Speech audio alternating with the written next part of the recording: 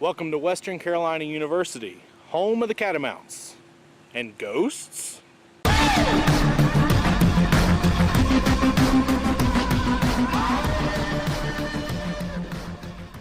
Welcome to Bump in the Night, and we are in Cullowhee, North Carolina at my alma mater, Western Carolina University. And we have a very special guest, my old roommate, Mike Yao. What's going on? Who is going to, before we explore some of these buildings, he's going to give you a little history lesson on where we're standing right now. All right, so where we're standing right now is the Joyner Plaza. And back in the 80s, the alumni came together and wanted to make a commemorative place for the Joyner building, which was built in 1913. In 1978, Joyner was designated as a national historic building on the National Registry of Historic Places, but then in 1981 it burned down, and they kept the structure up for a while but deemed it to be unsuitable for rebuilding. They couldn't do anything with it, so they tore it down, which makes the Moore building, which is right here up here beside where we're standing, one of the two oldest buildings on campus, the other being the steam plant, which was built in 1924.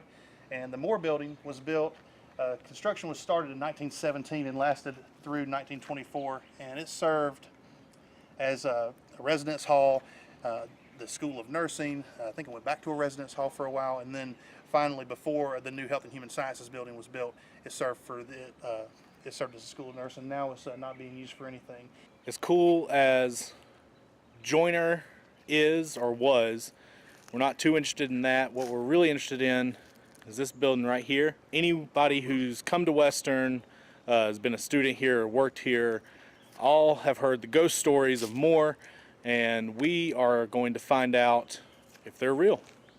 Come with us. So there are 3 ghost stories attached to the Moore building that I'm aware of, and the ones that I've heard when I was a student here. And the first one dates all the way back to the 20s. So in the 20s, this was a dorm, an all-girls dorm. At this point, Western Carolina University was a teaching college, and 2 girls decided to stay over a break. One of the girls tells her roommate she's going to go take a shower. Roommate says that's fine, and the girl goes.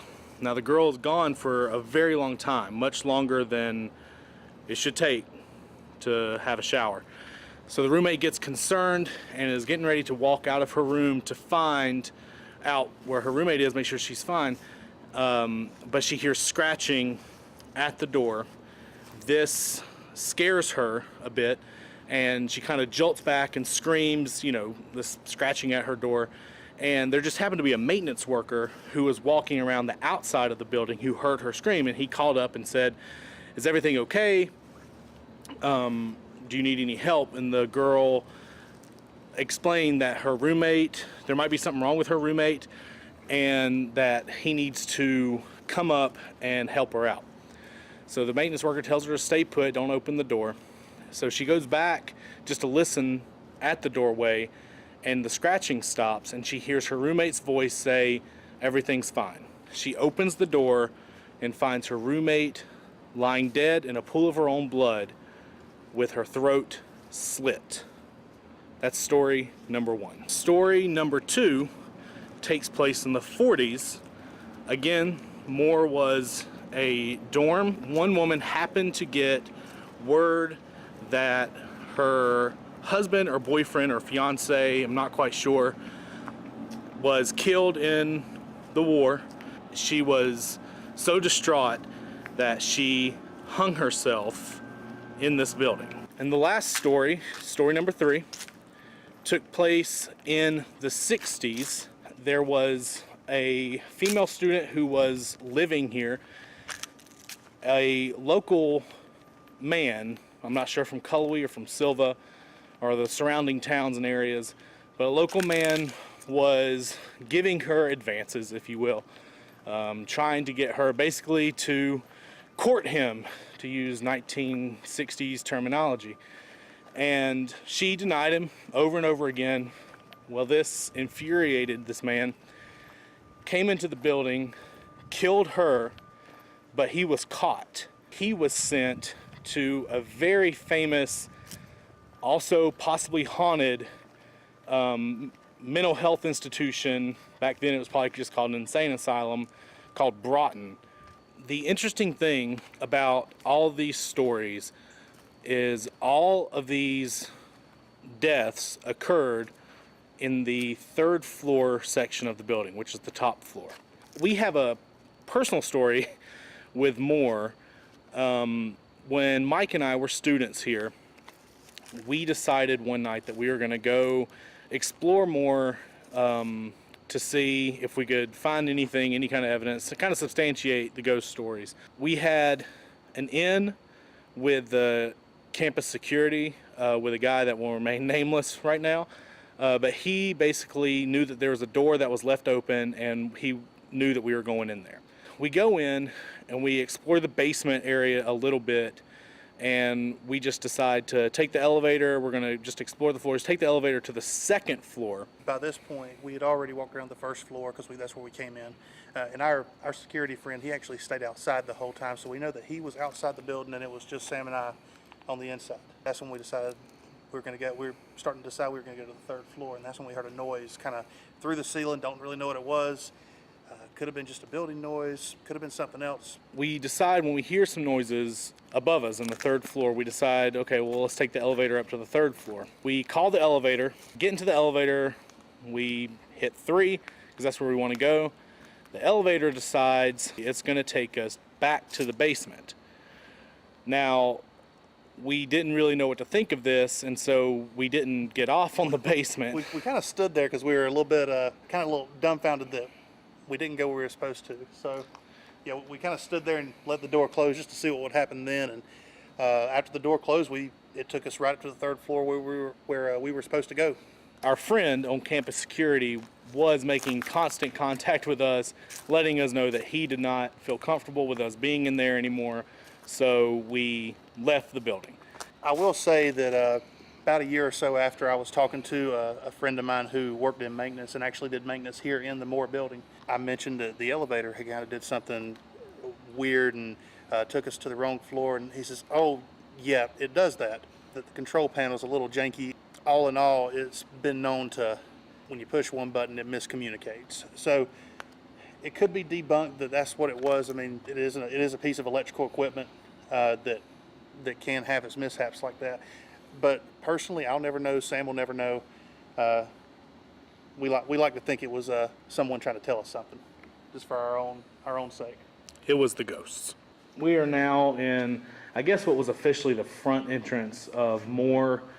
As you can tell, nature is kind of reclaiming this place. Moore has been shut down, as Mike said earlier, for a few years now, after they built the brand new Health and Human Sciences building. Even though we cannot get in, because you'll see a sign over here. Video surveillance.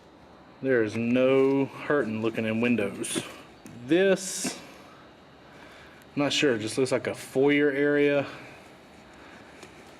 You can tell some old chairs, an old desk. And then over here, on the other side, just a completely empty room.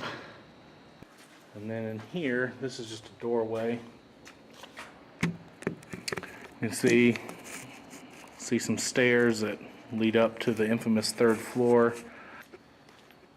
A creepy hollowed out chair there. Don't worry, we've already checked both of these doors. They don't work. Apparently back in, the early 90s, I believe, Western Carolina University threw in their pitch to be part of the Tri-Wizard tournament with their own Goblet of Fire. Western did not earn its entry into it, but we try every year. Here's another first floor room. This gives you a better look at the old fireplaces that are kind of all in this ground floor here. See some old sitting furniture over there. Mike, I still have not seen a security camera. Did you know that the first mascot for Western Carolina University when it was a college was the teachers? And then, for a brief period of time, it was the boomers. Mr. Yao, tell the fine folks at home what a boomer is. A boomer is a common squirrel. Named boomers because, have you never heard a squirrel bark? It's louder than it should be. I don't know if it's a boom, but it's something. We've been searching all around the ground floor. We have a fire escape that goes all the way to the 3rd floor, and I see a window with a light on. Maybe it's a hallway light, emergency light, but we are going to climb the staircase and check out the 3rd floor.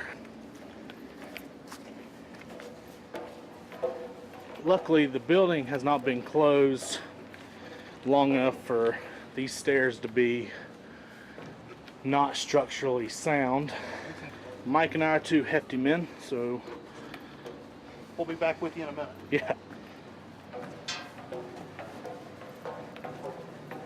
We've made it up to the 3rd floor. It looks like we have what was 2 windows, now just 1. As you can see, the way the doors are lined up, these used to be dormitories. I wonder what those are.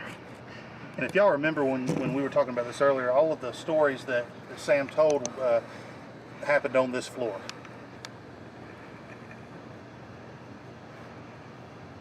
It's creepy nonetheless knowing that 3 people have died up here.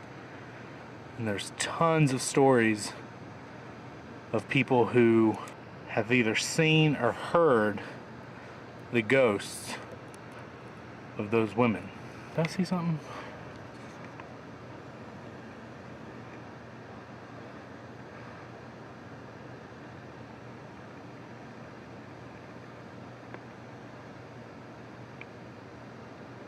All right, let's go back down the stairs. We're back where we started in Joyner Plaza. We've explored more. Mike was telling me an interesting story about more that one of his friends had. Back mid-2000s when Sam and I started here at Western, an old friend of mine was a pre-med major. And so he had some classes here dealing with the medical field. And he was on the 3rd floor at night studying for an upcoming exam. And as far as he knew, he was the only one in the building. There wasn't many people who went in there at night to study. He was just a night owl kind of guy. It was probably about 11:30 up on the 3rd floor, and while he was studying, he heard a woman's voice. I wouldn't go as far as to say like a disembodied voice, but he checked it out. He didn't see anything. He swore up and down that he heard something. Again, you know, the stories are true. The ghost, the myth of the ghost, that's just something that we don't know. Again, we've had experiences that could be debunked, or it could be something beyond that. Is this guy with this story, he pretty reputable dude? Yeah, I would say so. I don't have a reason to think that he would tell tales out of school. Well, that's a bad way to say it. I don't think that he would go over and tell something just to tell it. There wasn't a show to put on or anything like that. It came up in conversation. He's like, oh yeah, by the way, I got to tell you about this. Is more haunted. Other than the stories from people that have been here, the stories that have been told on this campus for, I mean, almost 100 years now, Moore has a very interesting history. It is a very old building. Paranormal enthusiasts like myself know that the older the building, for sure the more haunted it is. So, thank you for watching. Please like, share, subscribe, and I'll see you guys later.